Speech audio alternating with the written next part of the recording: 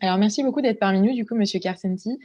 En fait, pour, la petite introduction auprès des élèves, on s'est connus, en fait, moi, Monsieur Karsenty, c'était mon professeur. Il donnait un cours sur le leadership quand j'étais en 1re année de master à Sciences Po et l'année dernière, en fait, je ne sais pas si vous vous souvenez, mais plusieurs d'entre vous, quand on vous avait interrogé pour savoir ce qui vous intéresserait un peu comme atelier, plusieurs d'entre vous, en fait, s'étaient montrés intéressés par, l'entrepreneuriat et puis, ce que c'était qu'aujourd'hui, en fait, diriger une entreprise et donc en fait, c'est comme ça que j'ai pensé à vous, Monsieur Karsenty et bah, on est, ravis de vous accueillir. Vous avez bien fait. Donc voilà, je crois qu'on vous a transmis, le petit plan qu'on se proposait de suivre pour l'atelier Ouais, aujourd'hui. ouais, ouais, OK, ouais. super. Bah, je vous propose de commencer peut-être, nous raconter un petit peu, ce qu'est SAP, parce que, les élèves, je pense, ont eu la curiosité de les regarder, mais connaissent pas très bien l'entreprise. Ce que vous faites aujourd'hui à la tête de SAP et puis, nous raconter un petit peu ensuite, votre parcours. Avec plaisir, avec plaisir. Je vous salue tous, bonjour. Euh, J'espère qu'on va tous passer un bon moment ensemble. Peut-être, Gagna, avant de commencer, peut-être me dire exactement qui j'ai en face, parce que j'avoue que j'ai pas eu le temps de bien Oui, regarder, mais c'est juste pour savoir comment oui. j'adapte mon discours. Voilà. Ouais, bien sûr. Alors en fait, ce sont des lycéens, majoritairement en terminale et puis, nos anciens, élèves qui aujourd'hui sont dans le supérieur, donc, en de bac+1 à bac+3 et puis, du coup, nous bénévoles. D'accord, d'accord, super, super. Ben, bonjour à tous. Donc, je vois que certains sont ensemble dans une salle et puis d'autres sont à distance. Alors voilà, bah, peut-être que je vais commencer. L'intérêt, c'est que on a jusqu'à 17h30, c'est ça? C'est ça, oui. Peut-être qu'on laissera la moitié du temps à la discussion. C'est ça, exactement. Moi, je m'étais dit qu'on pouvait faire, 1/2 heure, 40 minutes, de propos un peu, liminaires et puis ensuite laisser la place, à leurs questions. L'idée, c'est d'échanger. Voilà, je préfère. Ok, très bien. Donc, ben, d'abord, peut-être, alors commencer par SAP, effectivement. Alors, dans le monde de la technologie et du software, du logiciel, alors, je vais reprendre parce que je ne sais pas quelle est la connaissance que chacun d'entre vous avait du monde de la tech, comme on dit traditionnellement, mais dans la tech, il y a plusieurs types d'acteurs. Il y a des acteurs qui jouent plutôt dans le domaine de la technologie, hardware. C'est par exemple des entreprises comme Hewlett-Packard, Cisco, etc., que je vous dirai tout à l'heure ce que j'ai fait comme parcours et j'ai eu la chance de diriger aussi ce type d'entreprise. Il y a les entreprises qui sont plutôt dans le logiciel, dans laquelle est SAP, on va y revenir dans un instant. Puis il y a des entreprises qui sont plutôt dans le monde des services, que j'ai eu l'occasion de voir également dans ma carrière, dans lesquelles on va retrouver des acteurs du conseil, comme Accenture, Ernst Young, Deloitte, etc. Et puis on va retrouver aussi des sociétés de services plus traditionnelles comme Capgemini, Atos et autres acteurs. Voilà, donc il y a plusieurs acteurs. Là, moi, je dirige actuellement une entreprise qui s'appelle SAP. SAP, c'est le leader mondial du logiciel, donc c'est le numéro 1 du logiciel d'application. Ça veut dire quoi? Ben, ça veut dire qu'en fait, notre métier, c'est d'informatiser tous les processus de l'entreprise. Donc, pour donner des exemples concrets, c'est la finance, c'est la trésorerie, c'est les ressources humaines, c'est les achats, c'est donc tout ce qui fait la vie de l'entreprise. On a des outils pour, on va dire, automatiser ces processus, les rendre plus performants avec des solutions que l'on vend aux clients, sachant qu'SAP fait aussi du conseil, en stratégie IT, d'accompagnement, mais on se sert plutôt de notre écosystème de partenaires, c'est-à-dire les partenaires dont je parlais tout à l'heure, qui sont des acteurs de services et qui viennent nous aider à mettre en place les solutions que nous vendons aux clients. OK. Sachant qu'il y a un autre paramètre qui est en train d'arriver actuellement, c'est que vous en entendez parler tous les jours d'ailleurs. Nous, notre métier il y a quelques années, c'était de vendre, vendre des licences de logiciels. En fait, comme vous achetez sur votre PC éventuellement les applications tableur, traitement de texte Microsoft, puis vous installez ces licences sur votre PC, bah, nous, on vend des licences de logiciels pour les grandes entreprises ou les PME, PMI, tout type de taille, et on vend ces logiciels-là. Mais là, on est dans une mutation en ce moment même, une transformation, parce que nous allons progressivement aller dans le cloud et on y est déjà, mais on va y aller. Donc, vous savez tout ce qu'est le cloud. Et en fait, quand si vous avez des Apple, vous savez que vous pouvez pas sauvegarder vos données personnelles, vos applications, etc. Vous pouvez tout ça sauvegarder dans le cloud Apple. Nous, c'est pareil. On offre aux clients la possibilité de sauvegarder, même d'utiliser des licences, des applications dans le cloud. Ce qui veut dire que ça change complètement les choses pour nous, parce que vendre des logiciels et vendre du cloud, ça n'est plus du tout la même chose. Dans un cas, on vend un produit, dans l'autre, on vend un service. Ce qui fait qu'on est en pleine transformation pour cette raison, parce que ça va nous emmener à changer complètement la façon dont nos relations avec les clients, nos relations avec le marché. Ça va nous emmener aussi à changer les compétences dont on a besoin à l'intérieur de l'entreprise. Alors évidemment, comme on a nos salariés, on est environ 4000 personnes, on va former les personnes pour qu'elles continuent à évoluer dans l'entreprise avec des nouvelles compétences, puis on va recruter dans le temps des personnes qui viendront plutôt des environnements cloud. Donc ça, c'est pour décrire SAP. Alors, pour vous donner quelques éléments sur SAP, on est, comme je le disais, la première entreprise mondiale du logiciel. En termes de capitalisation boursière, c'est important parce qu'on va en parler. Est-ce que c'est si important que ça? C'est une autre discussion, mais on l'aura peut-être tout à l'heure.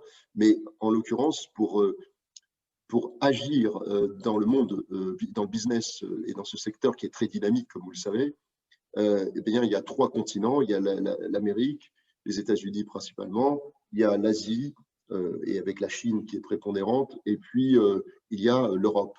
Et les Américains dominent le monde de la tech de la tête aux pieds, avec des acteurs, alors vous le savez, les GAFA d'abord, qui sont les grosses capitalisations mondiales, Microsoft, Amazon, Google, Apple, bien sûr. Voilà. Donc ça, c'est les gros acteurs qui pèsent très, très lourd.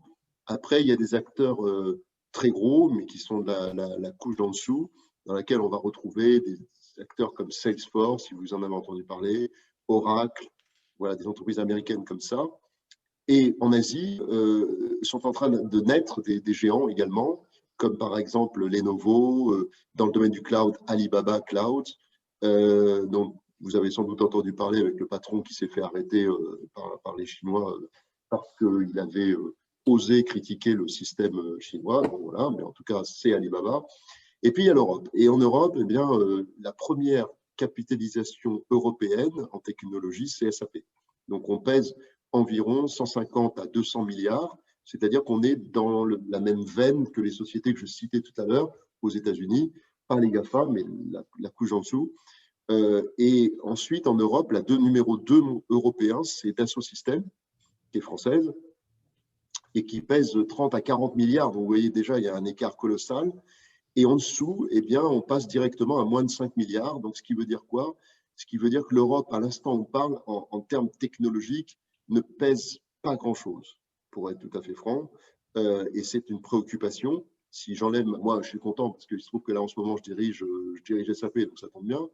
Mais si on raisonne en termes de citoyens européens que nous sommes, c'est pas très bon parce que ça veut dire que sur le plan des technologies, on n'est pas vraiment là. On n'est déjà pas là sur les semi-conducteurs puisque c'est détenu essentiellement par l'Asie à l'instant où on parle. D'ailleurs, l'Europe est obligée de faire des deals avec l'Asie pour récupérer des composants, ce qui est quand même assez inquiétant. Et l'Asie en profite pour dire, on vous donne des composants, mais vous nous donnez des vaccins. Oui, c'est un peu bizarre, mais n'empêche que c'est la situation actuellement. Donc, voilà, et donc dans ce concert-là, il faut essayer de… Alors, il y a des réussites en Europe. La plus belle réussite, c'est dans le domaine aéronautique, c'est Airbus. Airbus qui est un consortium franco-allemand. Et vous voyez que quand l'Europe s'y met, bien, non seulement elle crée des géants, mais en plus des géants intelligents. Et puis surtout aussi, elle crée des géants qui dominent. Parce qu'aujourd'hui, Airbus est devant Boeing. Et donc, c'est plutôt une bonne chose. Donc voilà, pour SAP, c'est ça. On a la chance d'être dans une entreprise, pour ce qui nous concerne, extrêmement dynamique. Une entreprise qui pour autant, fait beaucoup d'innovation. Déjà pour nos produits, bien sûr, mais aussi parce que nous investissons énormément dans les startups.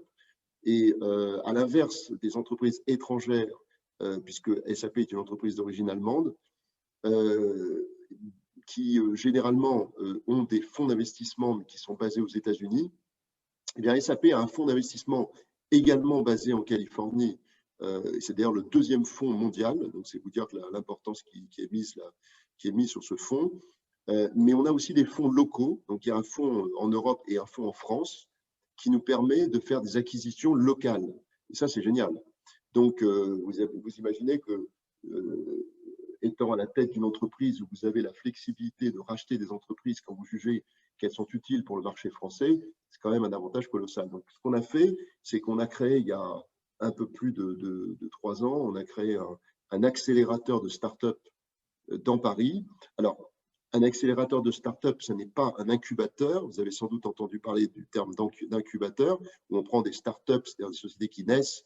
Sans doute, certains d'entre vous en créeront sous peu.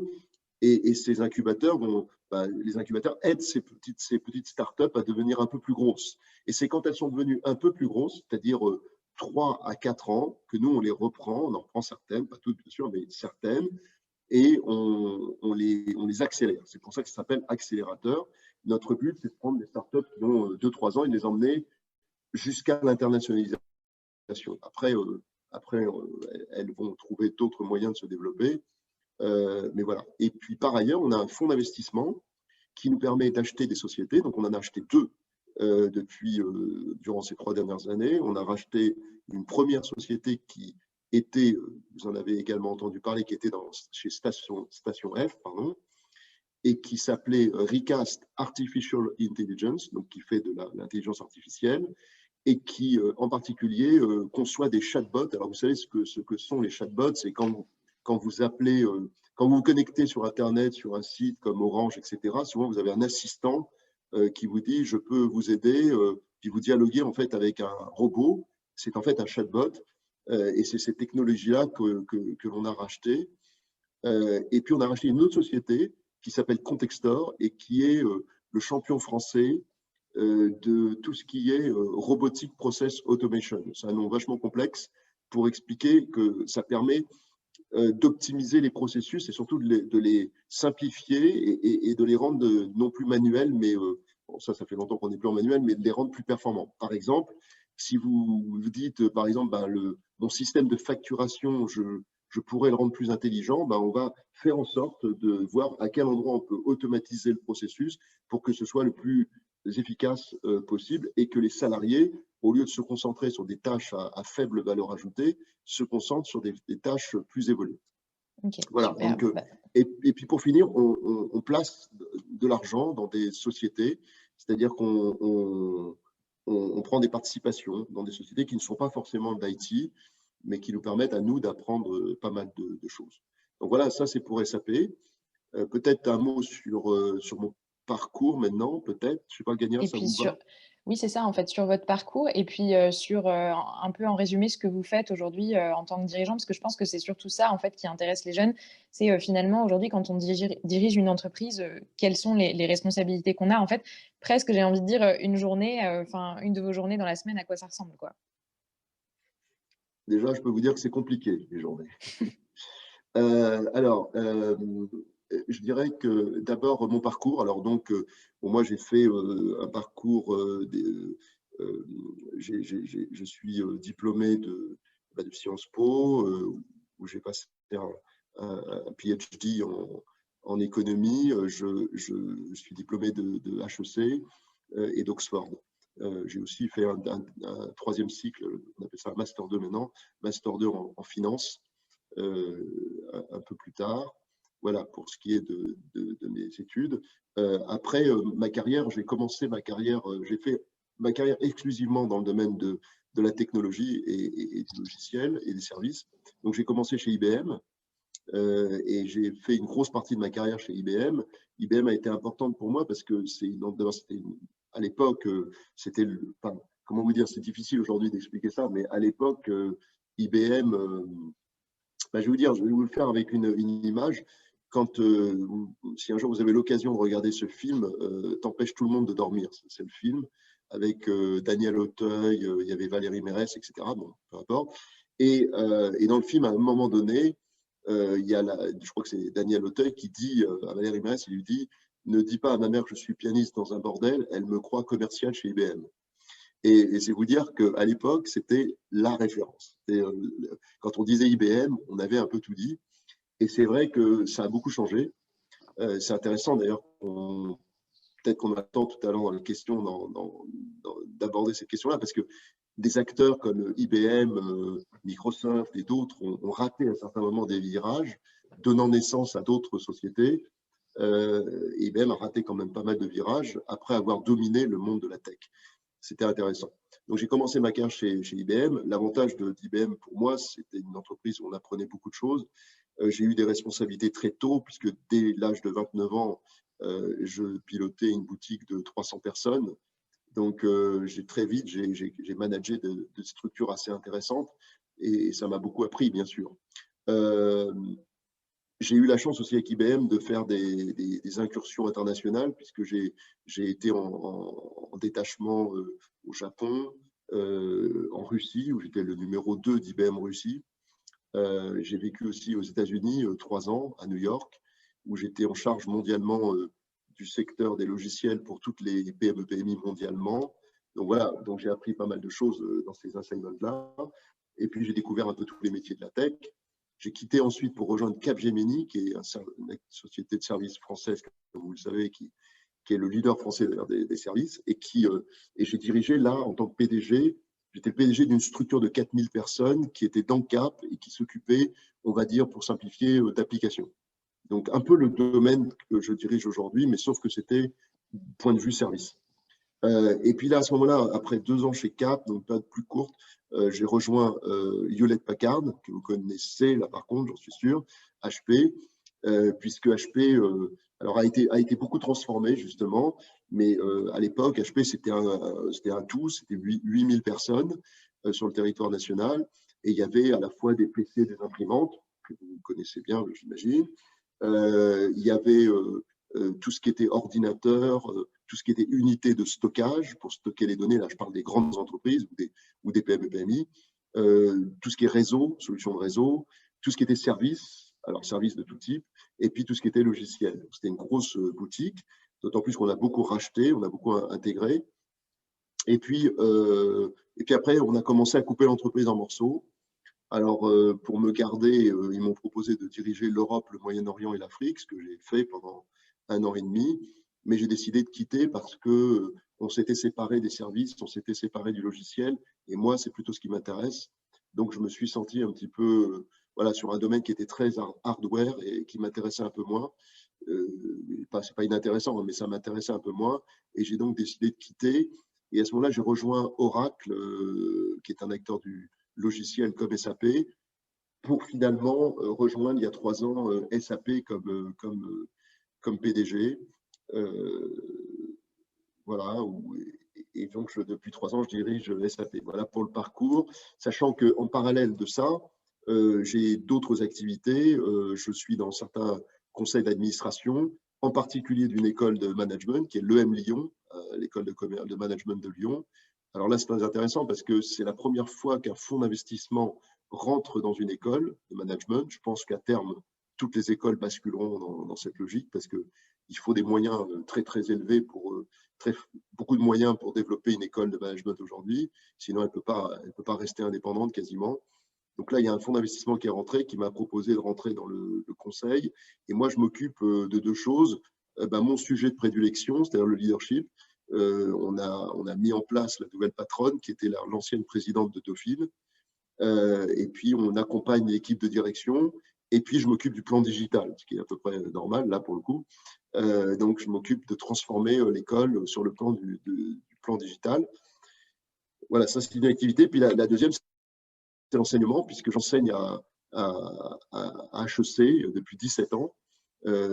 J'enseigne à l'ESCP depuis un peu moins de temps, et puis j'ai fait un enseignement effectivement à Sciences Po. J'ai eu la chance d'avoir Gagna comme élève. Voilà, c'est dans la division, dans la partie secteur public. Voilà, donc je fais de l'enseignement, j'écris des livres, j'en ai écrit 5, dont le dernier a pas mal marché parce que ils ont tous bien marché, mais celui-là particulièrement parce que c'était un livre dont on pourra parler tout à l'heure, parce qu'on va parler du style de management, du style de leadership, et c'est quoi diriger, c'est quoi être à la tête d'une entreprise. Et mon livre s'appelle Leader du troisième type. Et ce livre explique ce que, de mon point de vue, seront les leaders de demain, qui ne seront pas les leaders d'hier, pour tout un tas de raisons. Et on en discutera tout à l'heure si vous le voulez bien. Mais voilà, le monde change vite d'ailleurs, par transition. Et du coup, eh bien, les leaders doivent s'adapter. Il y a de nouveaux leaders qui vont émerger et qui vont faire la différence. Donc voilà, pour ce qui est de mon parcours et pour répondre à la question de Gagna sur c'est quoi la journée type. Alors, la journée type, d'abord, elle est longue. Ça me bien. Comme je dis souvent à mes équipes chez SAP ou à mes étudiants quand j'enseigne, être un dirigeant oblige de façon assez évidente à être en super forme physique. Vous n'avez pas le choix. C'est-à-dire que c'est tellement prenant, tellement intensif, parce que vous n'avez presque pas le temps de vous reposer, parce qu'en fait, une journée typique, c'est beaucoup d'énergie. Il faut passer d'un sujet à un autre. Vous ne pouvez pas être compétent sur tous les sujets, donc il faut s'entourer des bonnes compétences autour de vous. Comme je le dis souvent, il faut avoir les bonnes personnes aux bons endroits pour faire les bonnes choses au bon moment. C'est la formule un peu magique, mais quand on y est arrivé, ça va beaucoup mieux. Et donc, l'idée, c'est une journée type, c'est beaucoup de rendez-vous, des rendez-vous avec des clients, ce qui est important pour moi. Donc, rencontrer des clients, discuter avec eux de projets, etc. C'est beaucoup de coaching. J'accompagne des collaborateurs pour les aider à se débrouiller, à évoluer et nous assurer que quand ils sont en poste, eh bien, qu'ils vont réussir. C'est évidemment tous les sujets qui sont liés au rôle de président, qui sont là importants parce que, en fait, quand on ne sait pas, quand on n'a pas été confronté à ça, on ne sait pas. Mais en France, alors la France a un statut tout à fait particulier, on ne le retrouve qu'en France. D'ailleurs, à l'époque, j'avais rencontré François Hollande pour lui en parler. On était 3 dirigeants, on l'avait rencontré sur ce sujet. Et Emmanuel Macron était à l'époque son chef de cabinet. Et donc, il était là aussi. Et on avait expliqué à François Hollande, qui le découvrait, qu'en France, quand on est dirigeant, on est responsable pénalement. Donc, ça veut dire qu'en fait, dès qu'il se passe quelque chose, si un salarié tombe dans l'escalier et que vous n'avez pas mis en place les règles qu'on appelle d'hygiène et de sécurité, vous pouvez être condamné à de la prison. Quand quelqu'un se tue en voiture avec une voiture de service et que vous n'avez pas une politique voiture très, très bien structurée, etc., pareil, et ainsi de suite. Donc, les risques qui pèsent sur un dirigeant ne sont pas négligeables. Ça a été un peu assoupli, mais c'est quand même un statut qui est particulier en France. Alors, pas de panique. En fait, en réalité, il y a beaucoup de gens qui refusent de prendre des postes de dirigeants à cause de ça. En réalité, ils sont bien bêtes parce que moi, ça fait plus de 20 ans que je suis dans ces statuts qu'on appelle de mandataire social, c'est-à-dire que vous n'êtes pas vraiment salarié, vous êtes mandataire social. Alors, il y a quelques inconvénients à ce statut, c'est que vous êtes ce qu'on appelle en droit révocable ad nutum. Ça veut dire qu'on peut vous virer du jour au lendemain sans indemnité et sans préavis. Il n'y a pas de notion de préavis comme il y a dans le statut salarié. Ils peuvent vous dire, ben voilà, ce soir, vous n'êtes plus en entreprise et vous partez, et puis vous n'avez rien. C'est le principe du statut de dirigeant, mais je vous rassure, il y a plein de compensations, hein, c'est très très bien. Et puis les risques sont très mesurés. En réalité, si vous gérez bien, si vous prenez les bonnes décisions, il n'y a pas de problème. Mais il y a des gens qui ont peur de ça. Voilà, c'est comme ça. Ce qui veut dire que ça se prépare d'être dirigeant. Ça se prépare parce qu'il faut être solide, il faut être alerte, physiquement éprouvé, et puis il faut être, je dirais qu'il faut être serein dans sa tête. C'est que si vous arrivez au travail préoccupé par plein de choses, ça va être compliqué. Parce qu'il faut, quand vous arrivez au travail, vous vider la tête de tout ce qui vous entoure pour vous concentrer sur l'entreprise et sur vos collaborateurs, parce qu'eux, ils ne sont pas dans votre tête et ils ne sont pas censés régler vos problèmes personnels. Donc vous êtes comme tout le monde. Quand vous serez dirigeant, je suis certain que dans cette audience, aujourd'hui, beaucoup le deviendront, soit en étant des patrons d'entreprise, soit en étant des start-upers, soit en travaillant dans des groupes. Mais vous verrez que les gens ont beaucoup d'exigences avec vous parce que, et c'est normal, dès que vous voulez devenir patron, vous êtes sous la lumière, sous les projecteurs. C'est-à-dire que tout le monde vous regarde et vous êtes tenu à l'exemplarité, vous êtes tenu à avoir une éthique irréprochable du reste. Et vous voyez bien aujourd'hui, regardez tous les scandales qu'il y a et qui sont complètement inacceptables. Quand vous regardez les problèmes d'inceste, les problèmes d'harcèlement sexuel, de sexisme, etc., c'est absolument abominable quand vous réfléchissez. Donc, ce n'est pas acceptable. Et donc, il faut que le dirigeant, en fait, le dirigeant, c'est un peu celui que vous regardez comme un modèle, et même s'il n'est pas parfait, il faut au moins que vous puissiez vous dire que vous avez un certain respect pour lui, voire une admiration, et que vous avez envie de devenir un peu ce qu'il est. Si ce n'est pas le cas, il vaut mieux changer d'entreprise. Mmh. Et Alors, si, oui, du coup, justement, pardon, donc on a, enfin, c'est hyper intéressant ce que vous dites parce que, en fait, vous êtes d'ores et déjà en train de répondre à certaines des questions qu'ils avaient posées. Donc on a bien compris comment est-ce qu'on devient, mais finalement, enfin, pourquoi et peut-être, pour qu'eux, enfin, réussissent un peu à se projeter.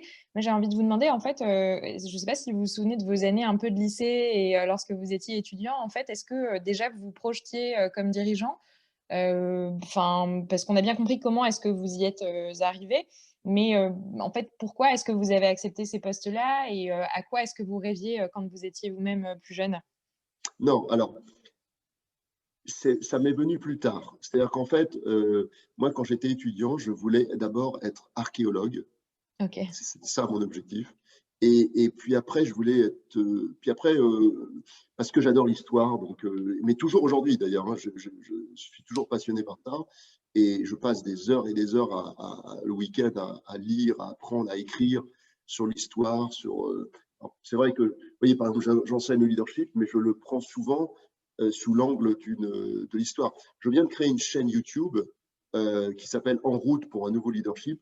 Et ma première ou ma deuxième vidéo, c'est justement, je retrace depuis l'après-guerre jusqu'à aujourd'hui le leadership. J'aime beaucoup l'histoire. Donc, je voulais être prof, je voulais être archéologue, puis prof, en fait, prof de management, prof d'économie. Et pendant longtemps, je voulais être ça. Et puis, en fait, le hasard a fait que j'ai rencontré des gens qui m'ont dit tu devrais venir dans la tech, c'est ce qui bouge, etc. Donc, je suis rentré dans la tech et donc chez IBM. Et quand je suis rentré chez IBM, en fait, très vite, ils m'ont, entre guillemets, repéré.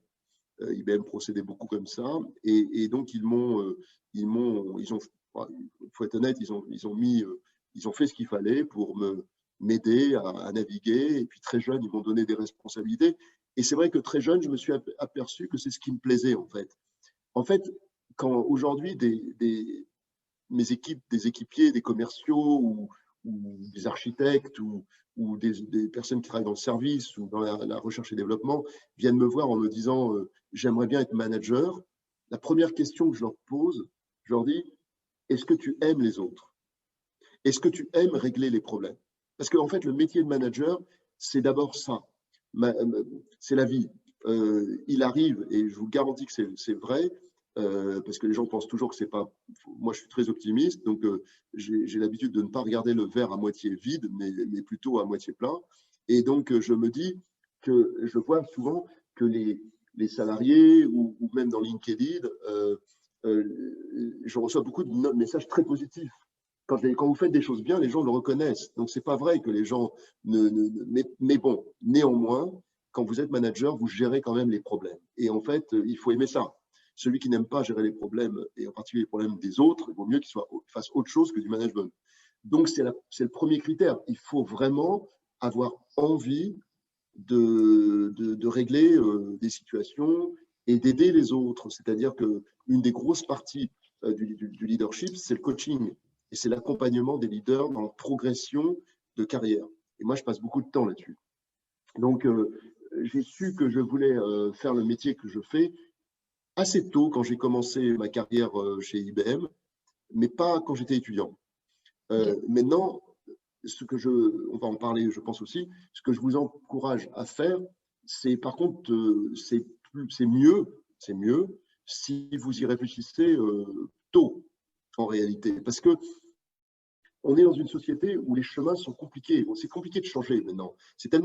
Les compétences sont tellement pointues que finalement, à mon époque, quand j'avais votre âge, changer de parcours, c'était plus facile finalement presque que maintenant. On a l'impression qu'aujourd'hui, c'est facile, mais ce n'est pas toujours si facile que ça. Donc, il vaut mieux savoir assez tôt ce qu'on a envie de faire. Et un mot quand même sur la notion de leadership. Beaucoup de gens ont envie d'être leader, en se disant c'est génial, on est sous la lumière, on est sous les projecteurs, etc. Mais en réalité, ça a beaucoup de contraintes aussi. Quand on est un leader, comme je le disais, on est sous les projecteurs. Prenez un homme politique. À la minute même où vous faites la politique, vous ne vous appartenez plus. Quand vous sortez de chez vous, quand vous arrivez dans un café, vous êtes obligé de sourire, vous êtes obligé de serrer les mains, vous êtes obligé d'être sympa. Vous n'imaginez pas un homme politique qui rentrerait dans un café, qui dirait bonjour à personne et qui ferait la tête. Ça n'est pas possible. Donc finalement, vous ne pouvez pas jamais, et c'est pareil quand vous êtes un dirigeant, même si un jour vous êtes mal luné, vous avez passé une mauvaise nuit, vous êtes engueulé avec un copain, peu importe, vous n'êtes pas en forme, bah, vous ne pouvez pas vraiment le montrer parce que les gens attendent de vous que vous soyez toujours au top et toujours, que vous donniez toujours l'élan. Alors évidemment, vous n'êtes pas toujours obligé de foncer comme un malade, mais quand même, vous êtes tenu d'avoir une certaine constance dans votre façon d'opérer. Donc, je pense que plus vite vous savez ce qui vous intéresse, la question, ce n'est pas de choisir un métier à votre âge. La question, c'est plutôt de savoir ce qui vous intéresse. Est-ce que vous avez le désir d'être des spécialistes d'un domaine particulier parce qu'il vous intéresse particulièrement, ou quel cas, je ne sais pas, vous pouvez vouloir être avocat ou médecin ou autre chose. Est-ce que vous avez ce goût d'entraîner les autres et de guider les autres? Et ça se voit très jeune. Hein. Vous êtes sur un terrain de foot, vous allez vouloir être le capitaine, et ainsi de suite. Donc là, vous avez peut-être une aptitude naturelle à aller vers des postes de leadership et donc de dirigeant. Et puis peut-être que votre goût, ça va être la créativité et le fait de l'innovation. Et donc dans ce cas-là, vous allez peut-être être plus intéressé à créer quelque chose et à créer une start-up, à être plus ou à être un artiste, parce que ça peut tout à fait être ça aussi. Mais dans tous les cas, voilà, il faut savoir quel est votre moteur. Et quand on est un peu plus âgé que vous, on le fait souvent sous la forme d'un coaching ou d'un accompagnement pour savoir exactement ce qui nous intéresse et essayer de se faire guider, parce que c'est plutôt bien de se faire aider. Quand on a votre âge, c'est plutôt les lectures, les rencontres. Moi, je vous encourage vraiment à faire ça. Moi, j'ai fait ça toute ma vie et ça m'a été extrêmement utile. Il faut discuter, il faut C'est tout rencontrer les l'objectif gens. des ateliers justement avec eux. Voilà, et ça, c'est très, très bien. Parce que vous allez rencontrer des profils très différents, des gens qui vont vous inspirer.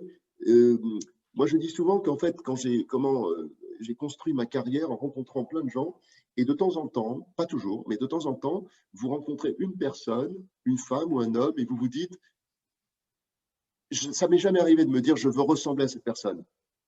Jamais. Par contre, ça m'est arrivé de me dire, tiens, il y a quelque chose qu'il fait ou qu'elle fait et que je trouve génial.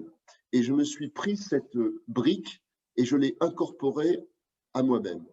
Et donc, en fait, je me suis construit comme ça. Et après, ben, du fait que vous prenez des briques un peu partout, sans vous en rendre compte, parfois c'est inconscient, hein, parfois vous faites des choses sans même vous en rendre compte, eh bien, vous construisez votre identité personnelle. Et c'est un peu comme votre génétique personnelle et vous n'êtes comparable à personne d'autre parce que vous Mmh. vous êtes construit.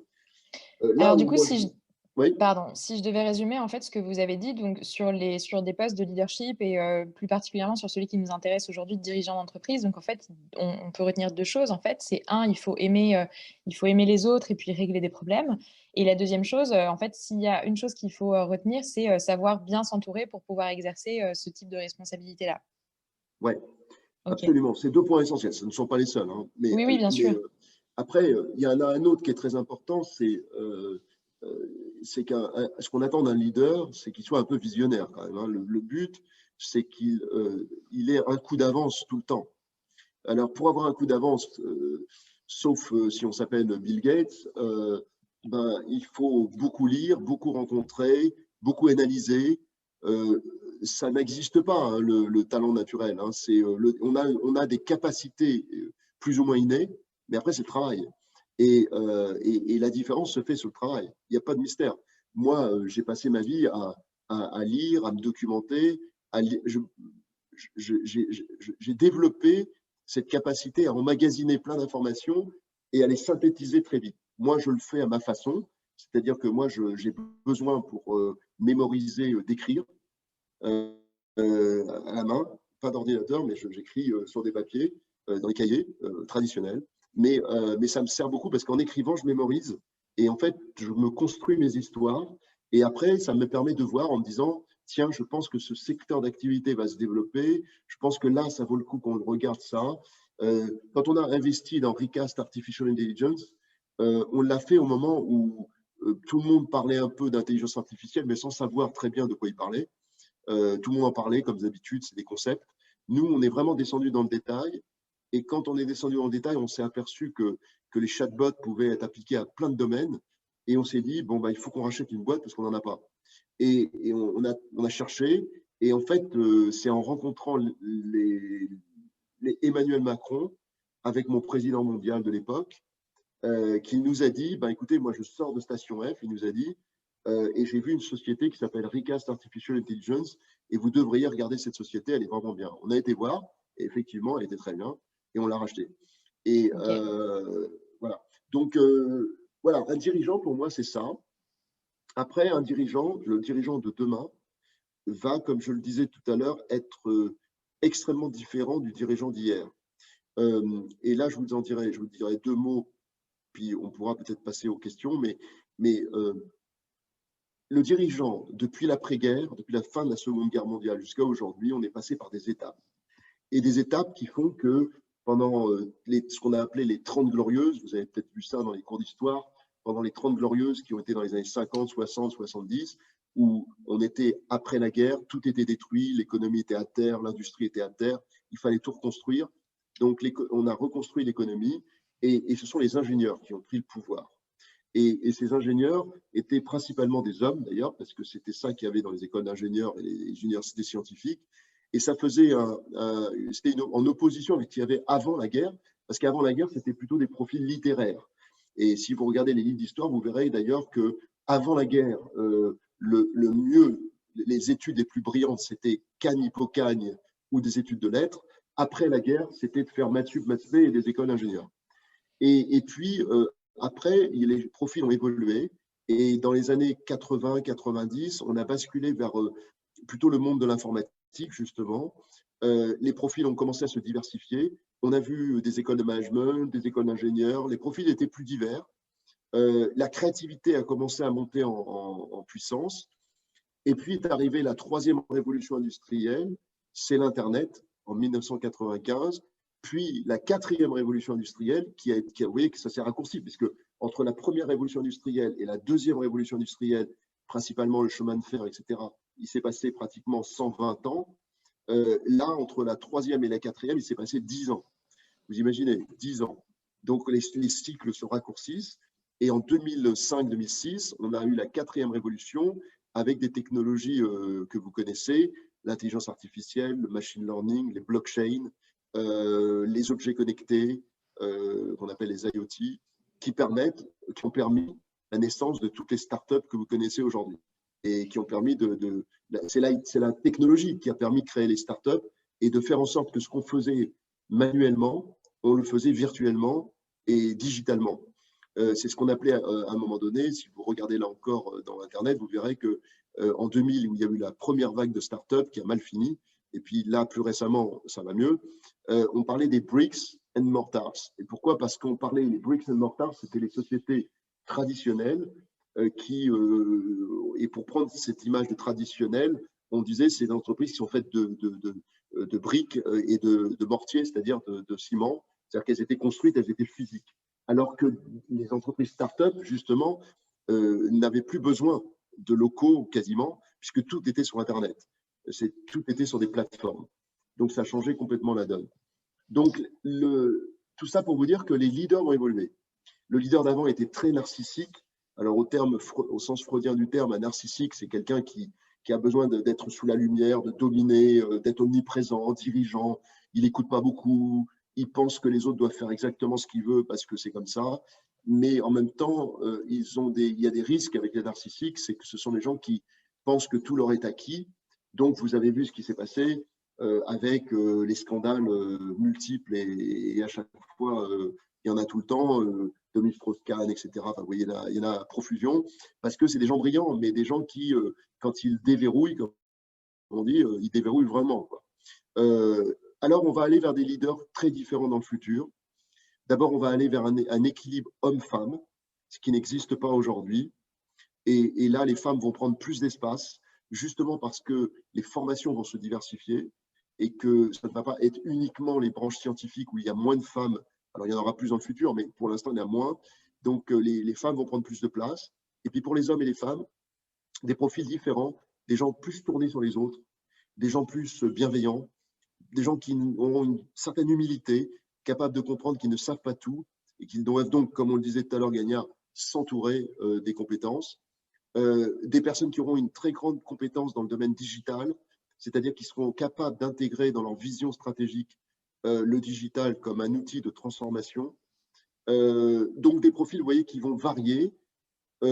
Évidemment, le profil dans une startup va être plus dynamique, plus véloce, plus agile que dans un groupe où il faut plus de structure, plus d'organisation. Mais dans les deux cas, les leaders vont évoluer. Et c'est ce que Alors j'ai appelé dans justement, mon 5e livre, c'est ce que j'ai appelé leader du troisième type. Alors justement, pour juste rapidement, conclure et rebondir sur ce que vous avez dit, en fait, c'était les 2 dernières petites questions, qu'eux se posaient. C'est quelles seront en fait les compétences de demain, les savoir-faire, un peu nécessaires, utiles? Puisque vous disiez, auparavant, c'était surtout des profils littéraires, puis on est passé, au profil, plus, d'ingénieur. Alors demain, est-ce que vous voyez un peu des compétences particulières qui se dégagent? Et la question que nous, on aime bien poser, c'est en fait, bah, demain, de quelle école on aura besoin? Alors, ça, c'est une bonne question. Euh, je pense que demain, euh, on pourra réussir quasiment. Alors, soyons honnêtes quand même, parce que beaucoup de gens disent que les choses changent. Je trouve qu'elles changent, mais elles ne changent pas très vite. Il y a encore dans les grands groupes beaucoup de castes d'écoles. Ça changera dans le temps. C'est-à-dire que les anciens d'HEC, les anciens de Polytechnique, etc., coiffent beaucoup de postes dans les comités de direction, etc. Mais c'est en train de changer. C'est en train de changer de façon considérable. Et je ne dis pas pour autant que, soyons honnêtes, c'est mieux de faire Sciences Po que de faire une petite école de commerce, c'est évident. Mais ça n'est pas parce qu'on ne fait pas Sciences Po ou HEC qu'on ne peut pas réussir. Ça, c'est clair. Je pense que ce qui va surtout compter, ce sont les qualités humaines. Alors, quand j'entends par qualité humaine, la capacité à collaborer. Je crois que ça, c'est un critère super important. Il y a des personnes, dans le monde d'avant, vous pouviez être très compétent dans un domaine et finalement négliger la collaboration avec les autres. Ce n'est plus possible dans l'entreprise d'aujourd'hui. Dans l'entreprise d'aujourd'hui, vous devez collaborer, donc il faut avoir une capacité à se lier aux autres, une capacité à écouter, et non pas forcément à parler, ce que je fais depuis tout à l'heure d'ailleurs, mais à écouter. Euh, comme je le disais, l'humilité. Donc, il faut des qualités humaines, d'abord, déjà. Ouverture sur les autres, ouverture, de façon générale, ouverture. Après, dans les domaines, je crois que indiscutablement, pour ceux qui en ont le goût, parce qu'il faut en avoir le goût, mais indiscutablement, toutes les matières liées à la tech, vous voyez, les matières liées, par exemple, à la donnée, au management des données, à l'analytique, ça, c'est très recherché. Tout ce qui tourne autour du digital de façon générale, bien sûr que ça va continuer à être recherché. Euh, donc, forcément, les écoles d'ingénieurs, bien sûr. Mais après, tout ce qui est management, vous voyez, chez SAP, on recrute deux types de populations. On recrute des ingénieurs pour à la fois la partie recherche et développement. Quand je dis ingénieur, c'est aussi des universités scientifiques, hein, pour la partie recherche et développement. Et on recrute ce type de profil aussi pour ce qu'on appelle nos architectes, c'est-à-dire les personnes qui ont un profil plus technique et qui aident à la mise en œuvre des solutions. Voilà. Et puis après, on recrute beaucoup d'écoles de management et d'écoles de commerce et d'universités économiques, etc., pour ce qui est des parties plus commerciales et marketing. Voilà. Il n'y a pas de dogme. Hein. On peut très bien faire une école d'ingénieur et être commercial, on en a plein aussi. Mais c'est en gros ça. Donc, il y a quand même dans les grandes entreprises, pour ceux qui ont envie d'aller dans les grandes entreprises, il y a quand même une diversité de postes et de possibilités qui est quand même assez important. Alors c'est vrai qu'en ce moment, on entend beaucoup, c'est un peu la sinistrose, et on entend beaucoup de discours très négatifs sur l'emploi, etc., le chômage, la difficulté, etc.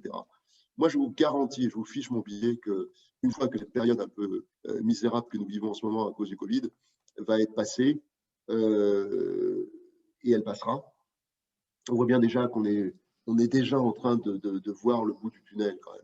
C'est-à-dire que les marchés financiers commencent à rebondir parce qu'ils sentent bien que ça va arriver.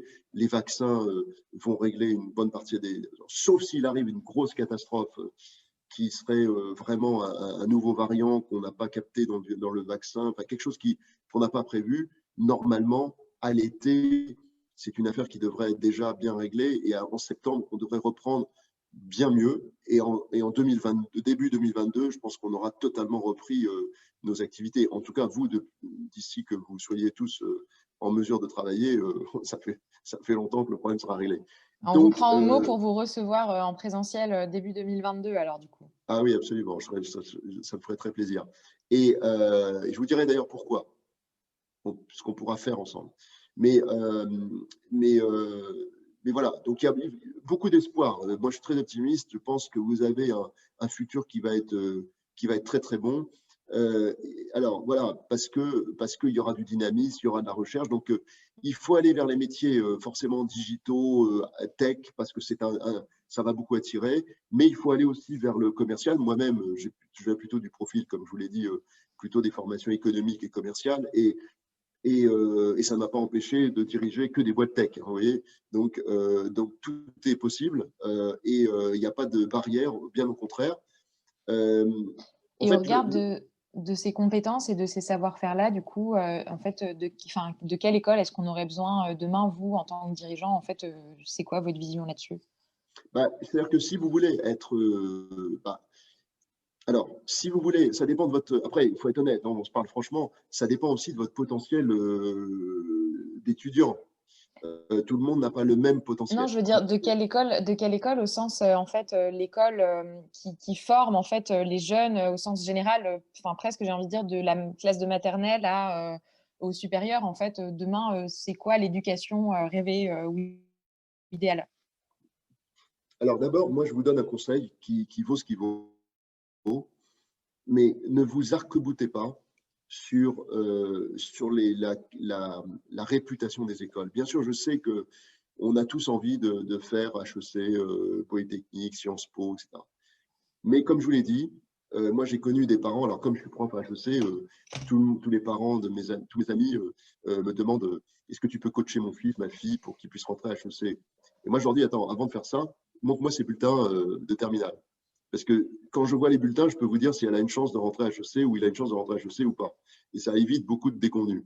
Parce que ce n'est pas un drame de ne pas rentrer dans une très grande école. Ça n'est pas un drame du tout. Je veux vraiment vous le dire parce qu'il faut vraiment que vous le mettiez en tête.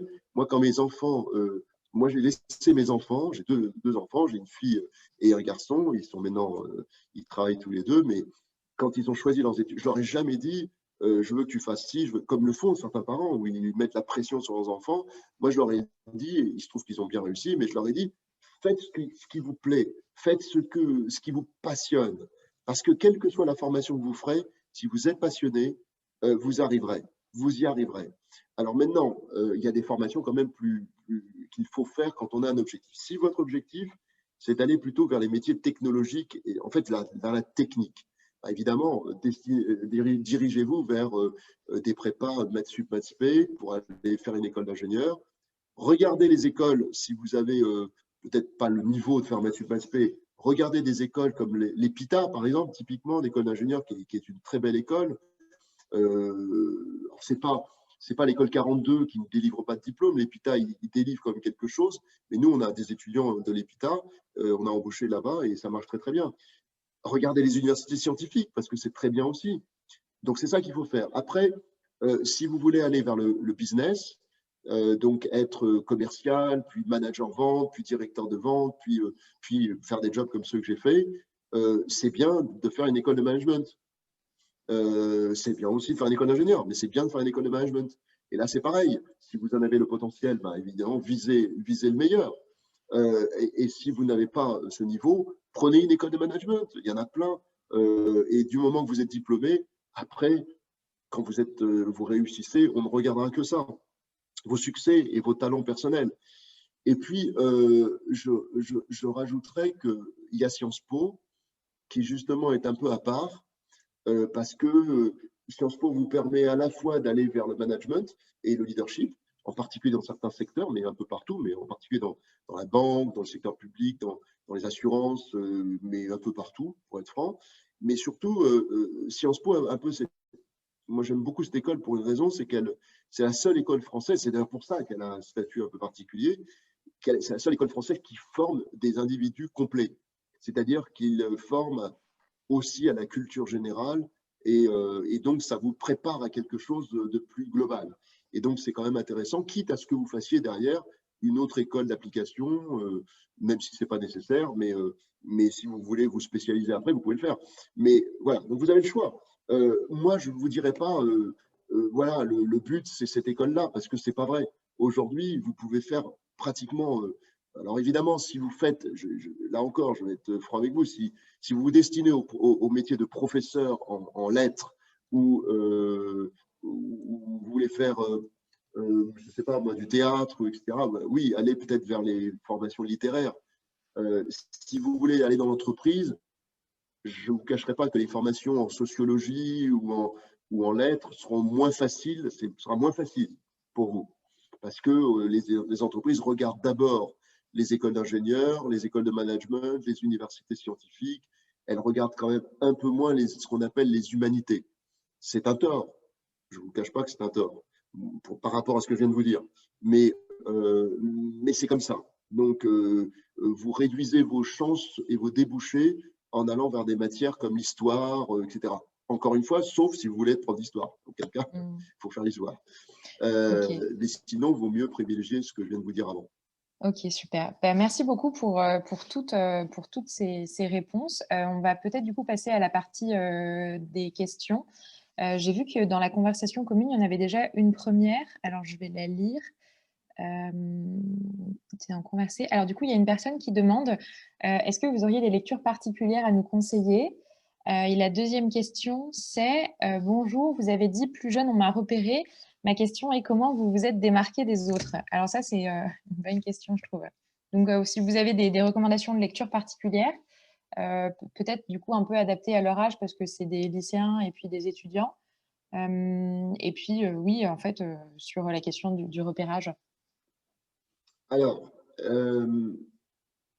moi, ce que je vous conseille de faire aujourd'hui,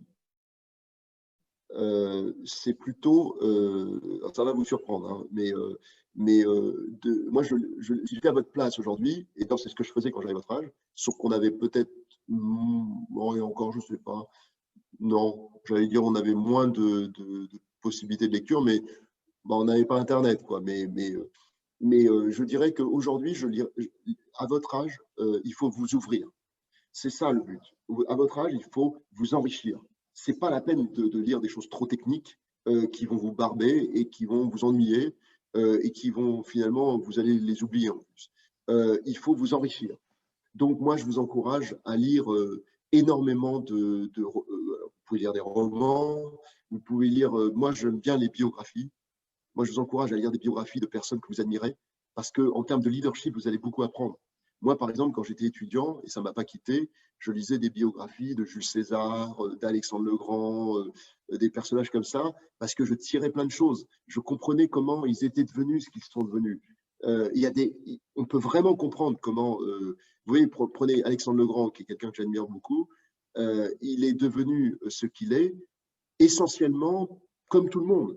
Parce que ce qui compte pour réussir, c'est l'endroit où vous avez grandi, votre famille, vos parents, ce que vous avez vécu, les complexes que vous avez et que vous voulez surmonter, la relation que vous avez avec les autres. C'est tout ça qui compte.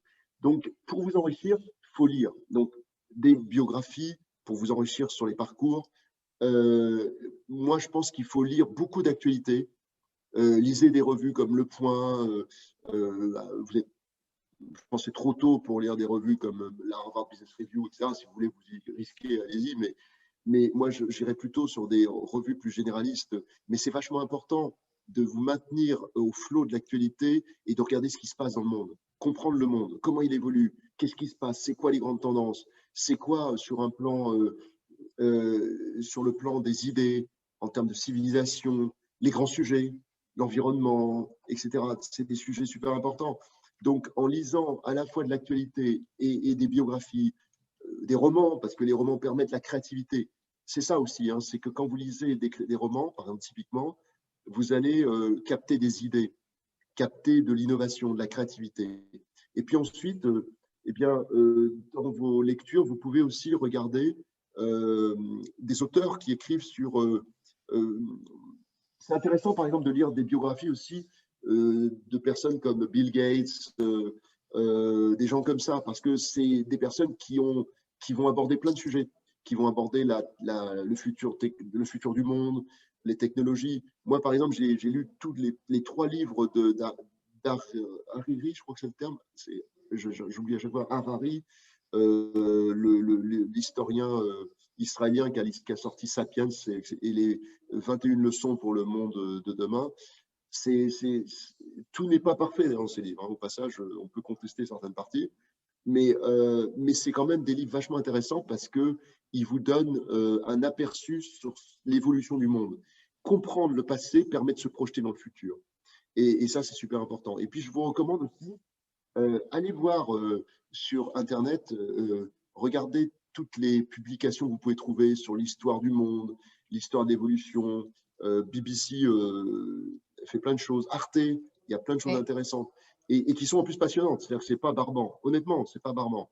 Parce que vous pouvez dire, ouais, c'est barbant. Non, c'est pas barbant. C'est vraiment intéressant de voir comment le monde a évolué. Oui, comprendre. Le leadership commence à la naissance de l'humanité. Quand les hommes ont inventé le feu, c'est un acte de leadership. Et ça a donné naissance à d'autres choses, et puis d'autres choses, et ainsi de suite. Et c'est ce qui fait que nous sommes là où nous sommes aujourd'hui. Donc moi, voilà comment je diversifierai mes lectures, mais j'insiste aussi sur les romans, parce que moi, ce qui m'a construit, ce qui a fait ce que je suis aujourd'hui, c'est les romans que j'ai pu lire quand j'étais jeune. Les Marcel Pagnol, etc. Parce que c'est des sagas. Vous rentrez dans une vie. C'est ce qu'on aime dans les séries télévisées aujourd'hui, au fond. Finalement, les séries télévisées sont ce que... À l'époque, il n'y avait pas ça, quand j'étais jeune, mais c'est un peu ce que faisaient les grands auteurs comme ça, qui vous racontaient des histoires sur plusieurs romans, et vous rentrez dans la vie d'une famille, et on découvrait plein de choses. L'avantage pour vous, c'est que ça vous fait découvrir d'autres choses, d'autres horizons, d'autres visions du monde. Et donc, vous épanouissez aux autres. Regardez, là où vous êtes, je suis sûr que vous venez tous de profils différents, d'origines différentes, vous avez tous des religions différentes, des cultures différentes. Il faut apprendre à se connaître. Ce qui fait aujourd'hui que le monde est compliqué, c'est que, ça c'est un point très important que je voudrais vous passer, parce que ça c'est mon parcours international qui m'a permis de le faire. Les gens ne comprennent pas, et beaucoup de dirigeants aujourd'hui, politiques ou même d'entreprises, ne comprennent pas et portent des jugements qui ont des conséquences dramatiques sur les jeunes en particulier, mais pas uniquement. Quand vous êtes un dirigeant et que vous dites une phrase ou que vous lancez un concept, il faut savoir que ce concept ou cette phrase ne sera pas lu de la même façon par un Égyptien, un Japonais, un Brésilien. Ils ne la verront pas de la même façon, parce que chacun va l'appréhender avec sa culture, sa vision des choses. Est-ce que l'Occident peut revendiquer le fait, est-ce que nous pouvons revendiquer, nous autres, dans ce call, qui sommes tous français, est-ce qu'on peut revendiquer que la France ou l'Occident, si on va plus large, ou l'Europe, on a une civilisation supérieure à d'autres? Pas du tout. On a une autre civilisation. Mais il y en a d'autres qui sont tout aussi puissantes que la nôtre, qui ont leurs points forts et leurs points faibles, tout comme la nôtre. Et quand on veut imposer aux autres ce que nous sommes, c'est là que les problèmes commencent.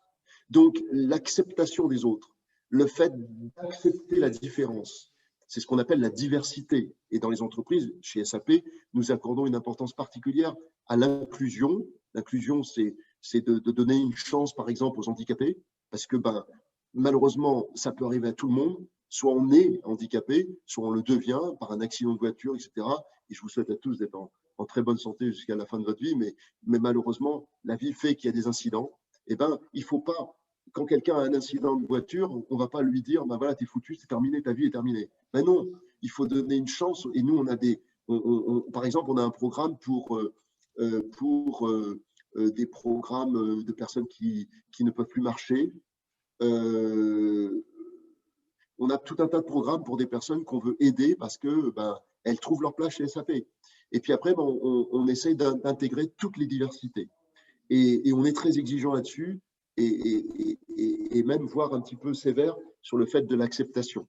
Donc, les romans et les lectures que je vous ai conseillées visent à vous préparer à ça.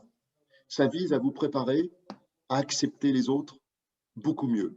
Et vous travaillerez encore plus que moi dans des entreprises internationales. Vous travaillerez dans le multiculturalisme. Et vous ne comprendrez pas ce monde si vous ne vous y préparez pas. C'est maintenant que ça commence.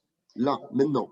Si vous ne lisez pas, si vous ne parcourez pas des livres, d'ailleurs, le ministre que j'ai rencontré la semaine dernière, Bruno Le Maire, le disait dans un tweet récemment, il faut lever le nez de l'écran. Bon, on peut lire sur les écrans, hein, mais il faut lire.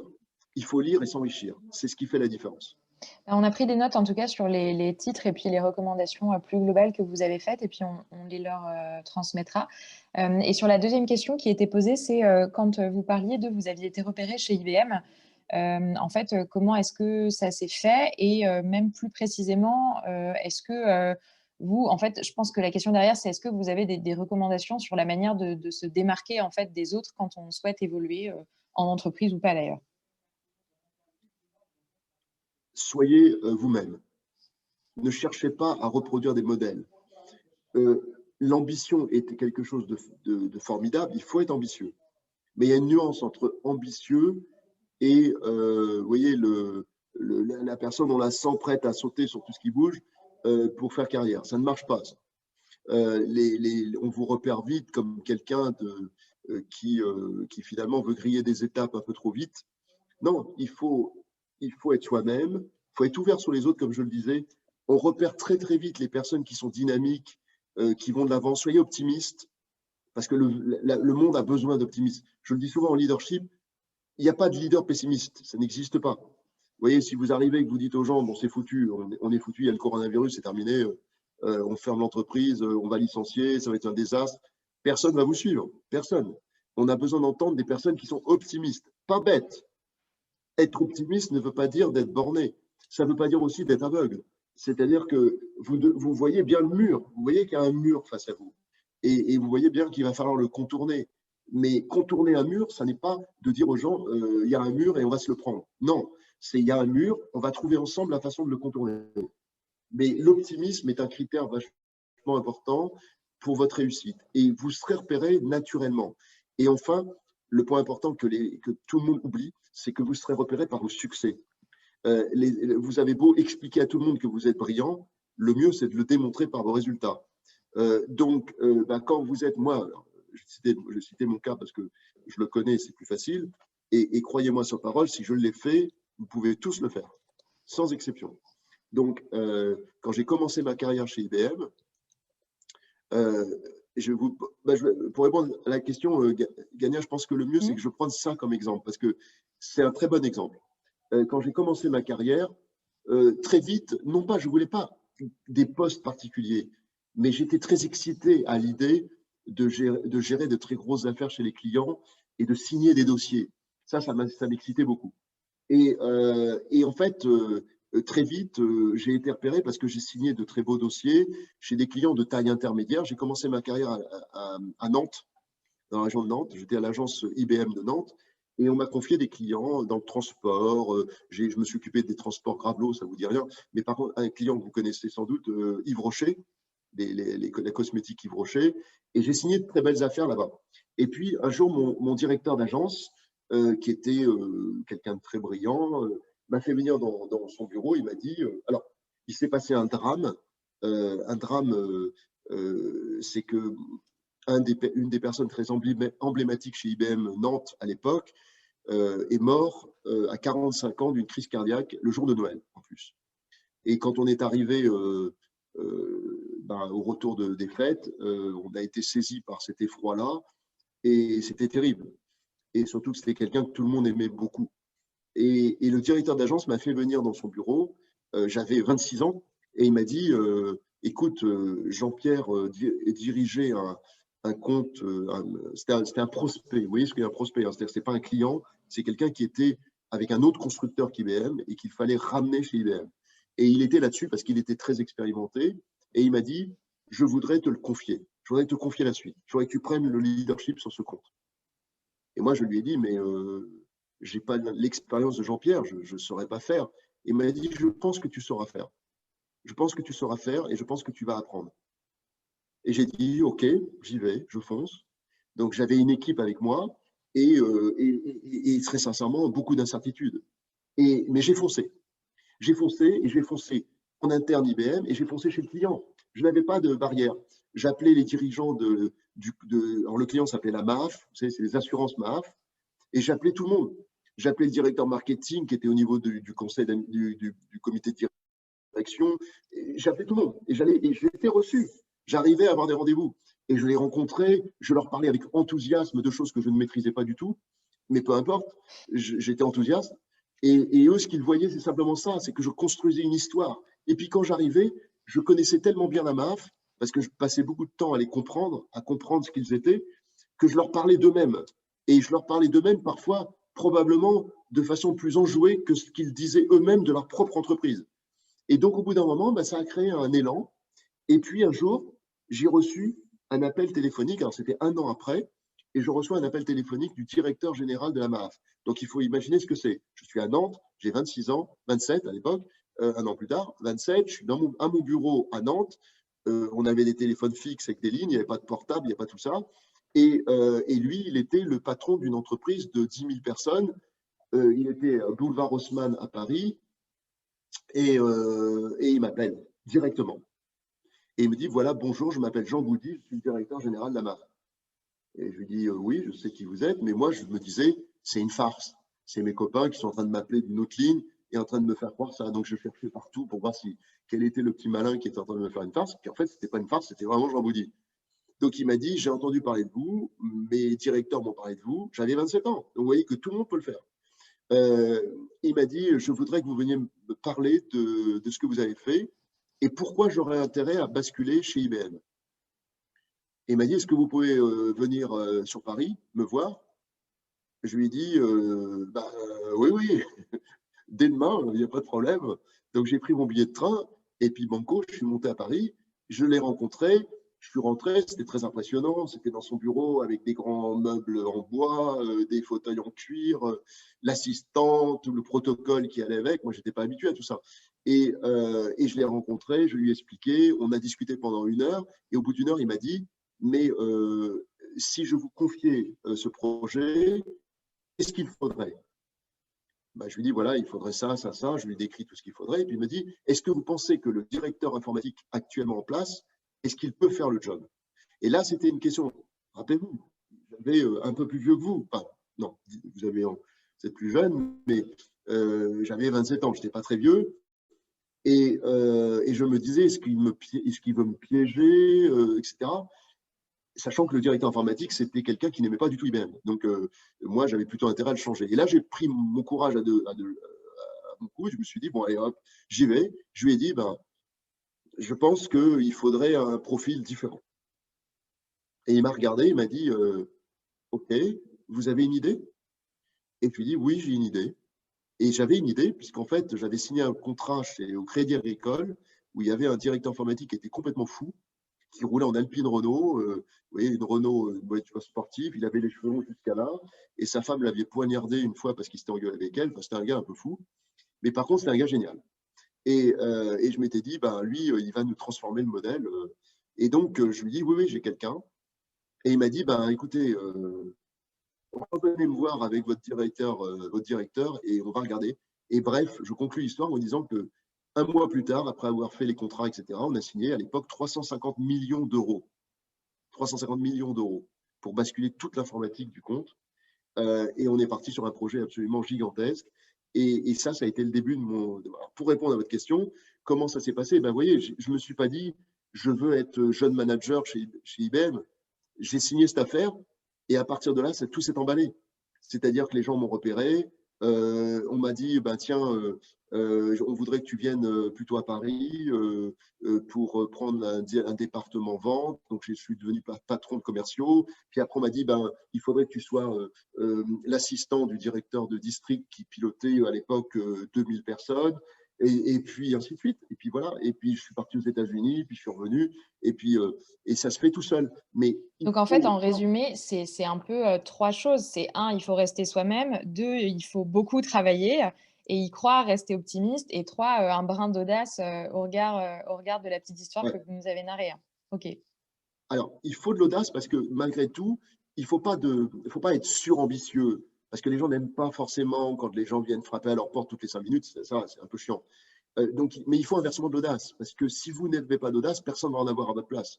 Donc, il faut oser. C'est le mot qu'on utilise souvent. Bah, à HEC a longtemps utilisé ce mot oser, mais je pense que c'est vrai. Il faut oser. Et encore une fois, personne ne fera votre carrière à votre place. Donc, ce que vous avez envie de faire, il faut le savoir très vite. Il faut vous dire, je veux faire ça. Euh, Calibrer comment le faire, parce qu'il y a différentes façons de le faire. Vous pouvez y accéder en faisant HEC, mais si vous n'avez pas, vous ne pouvez pas rentrer à HEC, il y aura d'autres voies pour y arriver. Mais si vous avez un objectif, fixez-vous un objectif et tracez votre route. Et ensuite, eh bien, il faut avoir de la ténacité. Il faut jamais, parce que vous aurez plein de personnes dans votre famille, dans vos amis, dans vos collègues, etc., qui vont vous expliquer pourquoi il faut arrêter et pourquoi il ne faut pas persévérer. C'est la persévérance qui fait le succès. C'est si vous lâchez. Alors évidemment, il y a un moment peut-être qu'il faut lâcher prise. Si quelqu'un passe le bac 7 fois, il vaut mieux se dire qu'il y a peut-être d'autres horizons. Mais persévérer, persévérer parce que avec la persévérance, on finit par réussir. Et quand on voit par exemple ceux qui réussissent en montant des startups, c'est la persévérance qui les fait réussir. Parce que quand vous lancez une startup, vous allez forcément rencontrer plein de problèmes. Si vous vous écroulez au premier problème rencontré, ça va vite s'arrêter. Donc, il faut être courageux, il faut savoir affronter les obstacles, il faut savoir s'entourer et être persévérant et garder votre bonne humeur. Parce que les gens suivent les gens, encore une fois, comme je vous l'ai dit, qui sont optimistes et qui ont une bonne humeur permanente. Ça ne veut pas dire qu'il ne faut pas être réaliste. Hein, s'il faut sanctionner des gens, virer, ça m'arrive aussi, malheureusement, de me séparer de personnes, etc. Mais globalement, ce n'est pas quand même le cœur de mon activité. Mon activité journalière, c'est plutôt de donner envie aux gens, de leur expliquer où est la montagne, la prochaine montagne à gravir, et de dire, je viens avec vous, je ne vais pas être derrière vous, je vais être avec vous, je vais même être devant. Et on va la monter, cette montagne, on va y arriver, on va la grimper, cette montagne, et on va y arriver. Et c'est ça un leader. Un leader, c'est quelqu'un qui monte la route. D'ailleurs, dans le terme leader, c'est lead, et dans le terme de leadership, il y a le voyage. Vous emmenez les personnes en voyage vers quelque chose, vous tracez la route, vous découvrez un chemin. Donc, c'est ça le leadership. Et c'est ça qui fait que les gens ont envie de vous suivre. Vous savez quelle est la définition la plus courte qui existe du leadership? Le leader, c'est quelqu'un que l'on a envie de suivre. Et dans cette définition courte, il y a deux choses. Il y a envie. Vous ne suivez pas quelqu'un qui ne vous donne pas envie. Et il y a le fait d'être un leader, c'est quelqu'un qui est suivi. Si vous êtes tout seul, vous n'êtes pas un leader. Un leader, c'est quelqu'un qui est suivi. C'est exactement, faites un parallèle avec la séduction. Dans l'entreprise, vous passez votre vie à séduire. En vente, quand vous êtes dans le commercial, vous passez votre vie à séduire. C'est exactement comme dans la séduction. Quand vous rencontrez un copain ou une copine qui va devenir un peu plus qu'un copain et une copine, si la personne vient vous voir parce qu'elle est attirée par vous, homme ou femme, peu importe, et qu'elle vous dit regarde, tu as intérêt à être mon copain ou ma copine, mon fiancé, ma fiancée, vous l'appelez comme vous voulez, parce que regarde, j'ai tout ce qu'il faut. J'ai fait de bonnes études, j'ai une bonne situation, j'ai ci, j'ai ça, et qu'elle vous énumère un CV. Vous n'allez pas être séduit. C'est pas ça qui va vous séduire. Ce qui va vous séduire, c'est sa différence, c'est sa façon de bouger, sa façon de parler, la façon dont elle va vous émouvoir, tout ce qu'elle va créer comme émotion en vous. Eh ben, c'est ça le leadership. C'est la différence entre les personnes qui sont cartésiens et qui restent cartésiens et des personnes qui sont cartésiens mais qui savent faire autre chose. C'est-à-dire des personnes qui vont inspirer les gens parce qu'ils vont créer des émotions. C'est-à-dire qu'ils vont créer, c'est plus que dans la tête, ce n'est pas que le cerveau cortex, qui est la partie intellectuelle, mais c'est le cerveau limbique qui gère les émotions. Vous allez créer quelque chose. Vous allez Mmh. créer quelque chose qui va faire la différence. On a une autre question qui est, intéressante et c'est qu'est-ce que, votre expérience à l'étranger vous a apporté? Ça m'a apporté ce que je vous disais tout à l'heure. Ça m'a apporté le fait de comprendre les cultures. Quand on est au Japon, on se rend compte, par exemple, quand on discute avec des Japonais, que ce qui compte pour eux, c'est le sens de l'honneur. C'est un critère parmi d'autres, mais celui-là est important. Et quand vous êtes avec des Japonais, ne vous avisez jamais à mettre en difficulté un Japonais devant ses équipes. C'est ce que vous pouvez faire de pire. Si vous l'humiliez, c'est ce que vous pouvez faire de pire. Il vous en voudra à mort et vous ne pourrez plus rien en tirer. Et ça peut avoir des conséquences sur lui et son entourage assez dramatiques parce que les Japonais ne savent pas vivre l'humiliation. C'est quelque chose qui est intolérable pour eux. Donc voilà un exemple concret. Un autre exemple, c'est que quand vous rencontrez d'autres cultures qui ont parfois d'autres religions que la vôtre, eh bien, il faut vous adapter à leurs coutumes, à leur façon d'être, à ce à quoi ils croient. Moi, j'ai beaucoup de respect pour les gens et ce à quoi ils croient. Moi, du moment qu'on me laisse ma liberté, je veux laisser la liberté aux autres. Je ne vais pas imposer ma vision du monde aux autres du tout. Parce que d'abord, je n'ai pas le sentiment d'avoir une vision absolue du monde. C'est pas moi, j'ai pas raison. J'ai ma façon de voir les choses parce que c'est mon éducation, mais elle n'est pas supérieure aux autres. Et j'apprends beaucoup de choses en découvrant la culture d'autres. J'ai des amis indiens, par exemple, en découvrant la culture indienne, ben, j'ai découvert des choses qui m'ont passionné. Il y a des choses qui ne me plaisent pas aussi dans la culture indienne. Et il y a des choses qui me passionnent. Et il y a des choses qui ne me plaisent pas du tout dans la culture française. Et il y a des choses qui me passionnent dans la culture française. On est quand même chanceux d'être en France, je vous le dis au passage. Quand on voyage comme je l'ai fait et qu'on va travailler dans d'autres pays comme je l'ai fait, vous voyez, quand vous êtes aux États-Unis, si vous êtes dans la réussite, et quand j'étais aux États-Unis, j'étais très chanceux, ma vie était quand même très agréable, je vivais dans des conditions privilégiées, mais quand vous êtes aux États-Unis, vous êtes partie de la majorité des Américains, vous perdez votre job, c'est pas comme en France. Quand vous perdez votre job en France, vous avez le chômage, le RSA, enfin tout un ensemble de l'RMI, tout un ensemble de moyens financiers, sociaux qui vous aident et qui vous viennent qui vous mettent qui vous aident tout simplement. Vous avez, on ne s'en rend pas compte, mais le système éducatif est gratuit, l'école publique est gratuite, le système de santé est gratuit. Donc il y a plein de choses en France qui sont bien. Aux États-Unis, vous n'avez plus d'argent, ça va très très vite, très très mal. Et vous n'avez pas de système. Donc il faut être content d'être en France, mais il faut aussi se dire que il y a des belles choses à découvrir dans le monde, et c'est ça que ça m'a appris. En étant à l'étranger, j'ai appris à comprendre les autres et à écouter et à travailler de façon intelligente avec d'autres cultures. J'ai par exemple, quand j'étais chez HP, j'étais en même temps, ça c'est intéressant comme expérience, on avait une structure au Maroc, on avait 1500 personnes au Maroc qui étaient à Casablanca, pardon, excusez-moi, à Rabat, et on avait un conseil d'administration et on avait décidé de monter cette filiale avec la Caisse des dépôts et consignations marocaine. Et donc, la Caisse des dépôts et consignations marocaine avait nommé le président qui venait de leur caisse, et moi, j'étais le vice-président. Et donc, j'ai travaillé à chaque fois que j'allais au Maroc avec ce président qui venait de la Caisse des dépôts marocaine. Et c'était fabuleux parce que j'ai appris plein de choses. D'abord, bon, il y a beaucoup de connivence entre le Maroc et la France, mais au-delà de ça, il avait sa vision des choses, j'avais la mienne, on arrivait à trouver un terrain d'entente sur tous les sujets, et puis on s'enrichissait culturellement. Donc voilà, des exemples qui sont magnifiques et qui font l'enrichissement personnel. On a une question de Sarah qui du coup, est en première année de prépa et qui a une question sur l'EM Lyon, pour rebondir sur ce que vous aviez dit tout à l'heure. Oui, alors bonjour, je m'appelle Sarah, donc je suis étudiante en deuxième année. Ah pardon, bah pas voilà, ça grave. passe vite. De classe prépa aux grandes écoles de commerce, justement. Et en fait, j'avais juste un renseignement, du coup, à vous demander, mais c'est un peu pas dans le sujet du leadership, mais c'était plus pour rebondir par rapport à ce que vous avez dit précédemment sur le M Lyon qui avait rejoint un fonds d'investissement parce que, en fait, je voulais savoir déjà concrètement ce que ça voulait dire.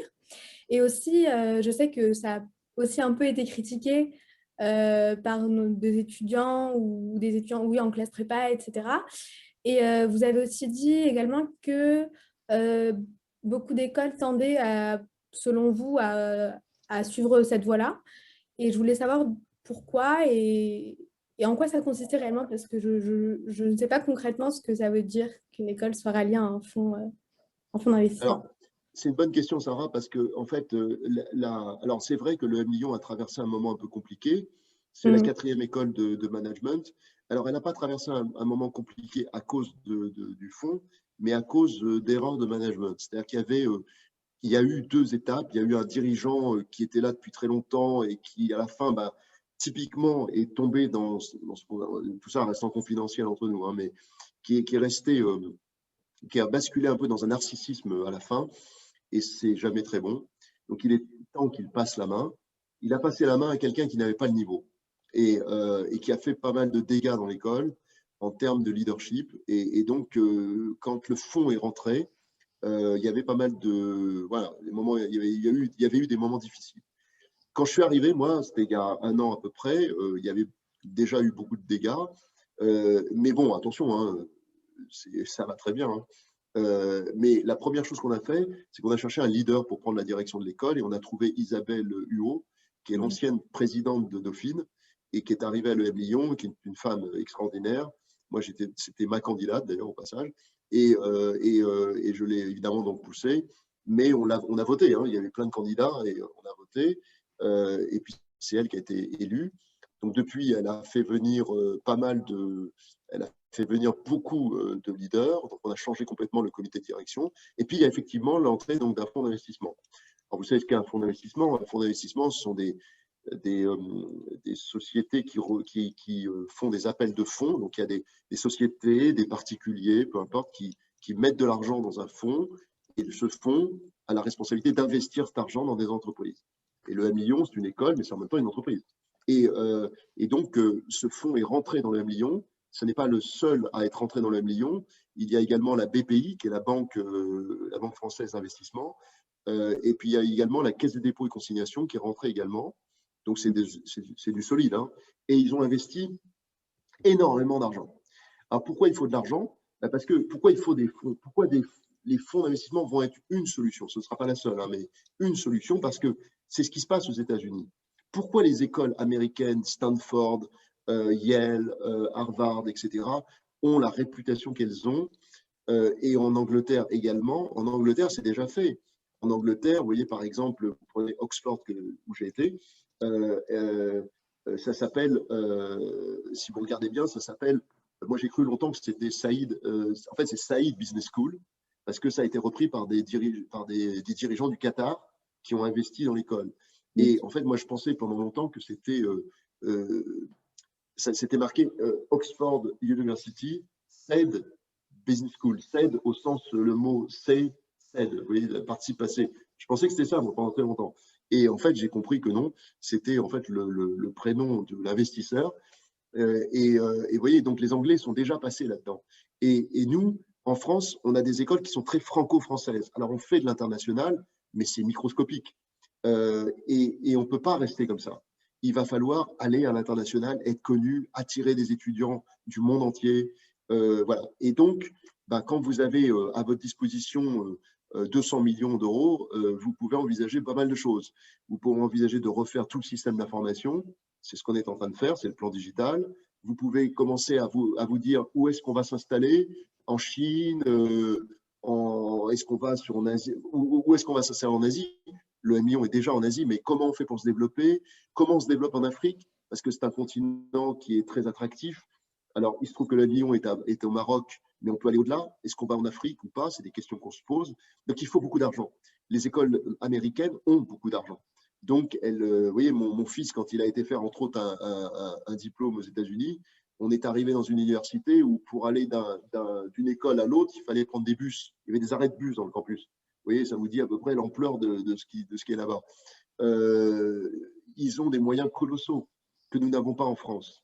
Et même dans les meilleures écoles en France, même HEC, c'est à des années-lumière de ce que font les écoles américaines. Donc, si on veut demain, qu'est-ce qui s'est passé dans les écoles de management? Regardez bien, comme elles n'avaient pas assez de moyens et qu'il faut attirer les étudiants, elles n'ont pas pu faire face. Alors, elles ont commencé à se regrouper, ce qui a donné naissance à Neoma, qui s'est regroupé entre Reims et Rouen, Cage, Schema, et ainsi de suite. Il y a eu des regroupements d'écoles et ça va forcément continuer. Pendant très longtemps, il y a eu la discussion entre le M Lyon justement et Grenoble pour qu'elles puissent se rapprocher. Finalement, ça ne s'est pas fait, mais il n'est pas impossible qu'un jour ça se fasse. Ce que vous verrez arriver aussi, c'est des regroupements de campus où on verra dans le même campus, un peu dans le modèle qu'il y a entre HEC, Polytechnique, etc., où vous verrez des écoles d'ingénieurs qui se marieront avec des écoles de management et des universités, des pôles universitaires, pour créer vraiment des campus comme il y a aux États-Unis. Il faut peser, il faut représenter quelque chose parce que ce qui compte dans les écoles, c'est la recherche, les publications. Les profs sont payés essentiellement sur les publications.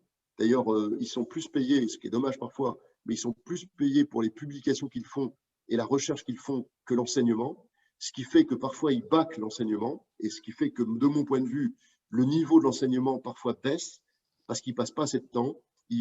En fait, ça les ennuie. Donc, ils passent très peu de temps à préparer leurs cours et ils passent beaucoup plus de temps à faire de la recherche et à faire ce qu'ils appellent des papiers pour publication. Alors, oui, c'est bien, mais l'enseignement, c'est quand même clé. Moi, je trouve que c'est le futur, c'est les jeunes, c'est vous. Donc, plus vous avez des profs de qualité et plus vous serez mieux formés et vous serez inspirés.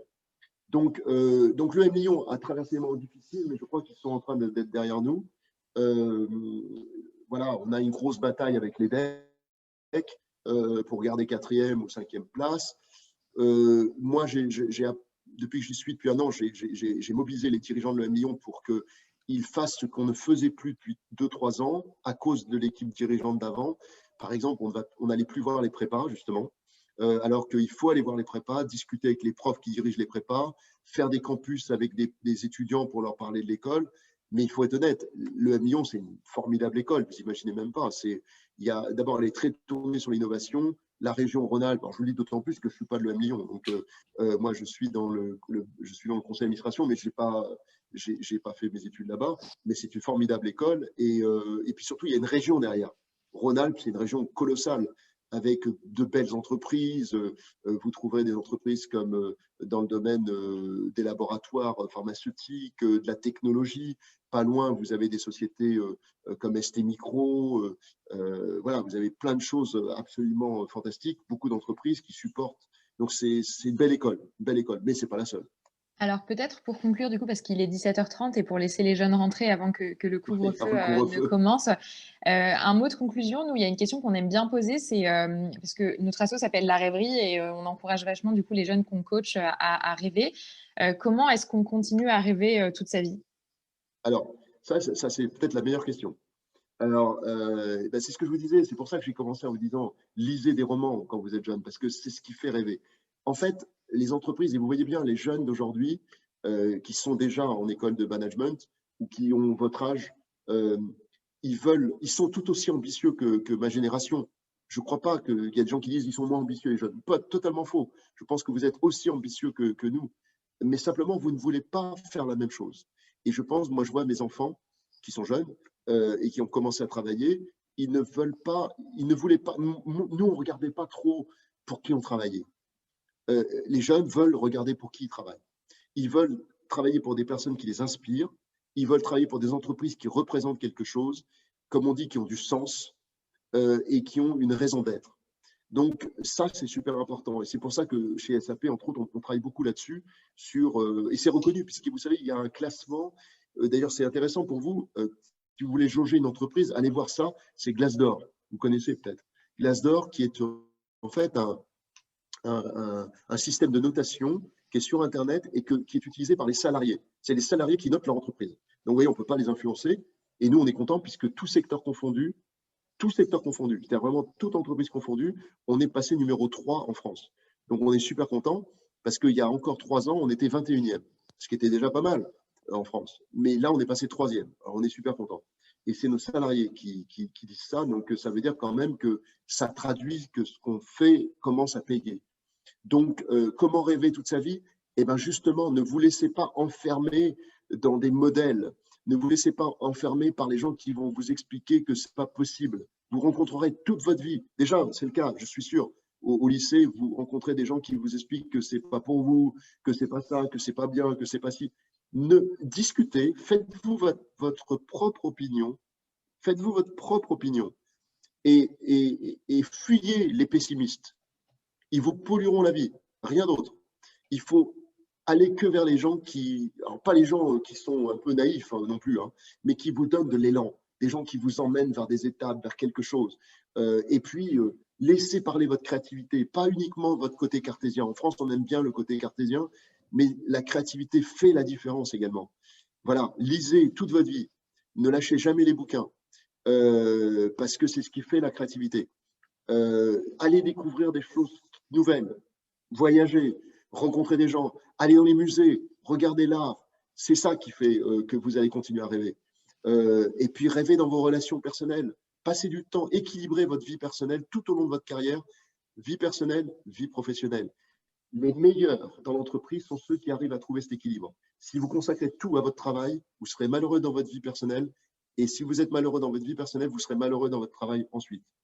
Si vous êtes équilibré et que vous avez une vie sympa, et plus tard vous vous mariez, et vous allez vous marier, et vous allez avoir des enfants, passez du temps avec vos enfants, ne ratez pas les étapes, toutes les étapes, parce que c'est ça qui est formidable. Donc faites ça, et vous aurez plus de bonheur qu'autre chose. J'en suis certain. Merci beaucoup pour ces jolis mots de conclusion. Ah, on n'entend pas les élèves applaudir, mais du coup, ils sont en train d'applaudir.